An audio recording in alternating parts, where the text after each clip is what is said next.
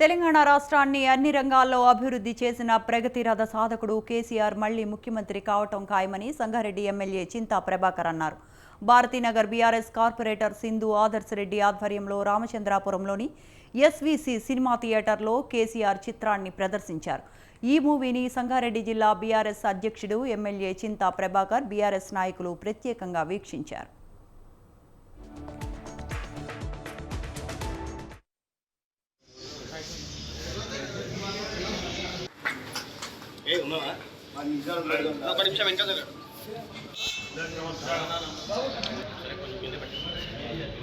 ఈరోజు కేసీఆర్ సినిమాని ఇక్కడ వేసి ఆడిచ్చి ఇక్కడ చూపించడం అనేది చాలా సంతోషం.